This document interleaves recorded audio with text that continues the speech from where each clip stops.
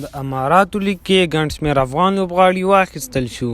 د هندوستان او افغانستان د دریو ورځنیو لوبو نامعلوم برخلیک د قیس احمد غوښتنه د مینوالو څخه او د هندوستان او پاکستان یو لوبغاړی د اسیا کپ لوبو څخه بهر شو. که غواړئ په دې هر څه پوه شئ ویډیو را سره تر پایه وګورئ. سلامونه، نیکې هیلې او احترامات د کرکټیاران یوټیوب چینل ته ښه راغلاست. که غواړئ د کرکټ تازه او په زړه پورې خبرونو څخه ځانونه خبر کړئ نو د کرکټیاران یوټیوب چینل سبسکرایب کړئ. تمه ده چې د متحده عربي اماراتو لیګ چې د ګلوبل یا نړیوال چلوریز کرکټ لیګ په نوم یادېږي د راتلونکي کال د جنورۍ په شپږمه نیټه پیل او د فبرورۍ میاشتې تر 12مې نیټې دوام وکړي. یاد لیګ کې ټول شپږ لوبډلې لوبېږي او ترمنځ به یې څه د پاسه د یوې میاشتې په موده کې 40 سیالۍ وشي او هره لوبډله به دوه ځله له بلې لوبډلې سره مخ کېږي. د متحده عربي اماراتو لیګ کې د نورو بهرنیو لوبغاړو ترڅنګ ګڼ شمېر افغان لوبغاړي هم اخیستل شوي او د بېلابېلو لوبډلو لپاره به لوبې کوي. د افغان لوبډلې د چلوریزو لوبو کپټان محمد نبي، وکټ ساتونکی رحمان الله ګربت، فاست بالر نوین الحق او چاینامین نور احمد شارجه وریرز لوبډلې له لورې اخیستل شوي. آف سپینر مجیب الرحمن او اوپنر توپوهونکی حضرت الله زازی د دوبی کپیټل لوبډلې اخیستي او د لومړي پړاو کې به ورته لوبې کوي. فاست بالر فضل حق فاروقي، چپلاسی توپوهونکی نجیب زدران او چاینامین ظاهر خان د ما اماراتس او لیګ بریکر قیس احمد د ګولف جاینټس لوبډلې سره تړونونه کړي دي.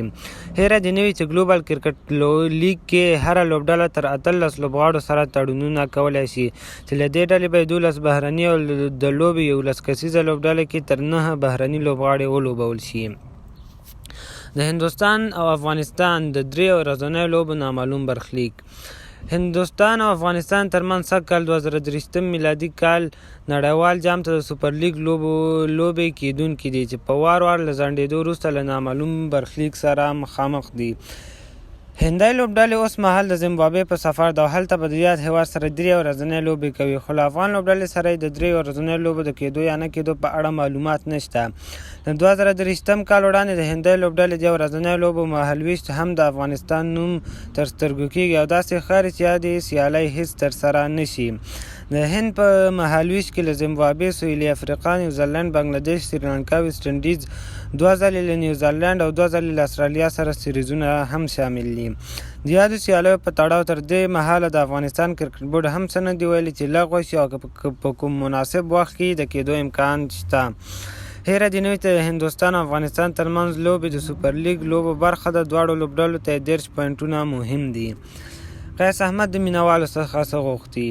څو شېبې مې سږنی سیاجام ننداره وکړه او یو ارمان مې زړه کې تېر شو چې کاش دا جام سږ کال د افغانستان په نوم شي. درنو هېوادوالو، له تاسو ټولو څخه هیله کوم چې تل په څېر د خپلو کرکټ اتلانو ملاتړ وکړئ او د سیاجام ګټلو لپاره افغان لوبډلې ته دعاوې وکړئ تر څو دغه جام د ګران افغانستان په نوم شي.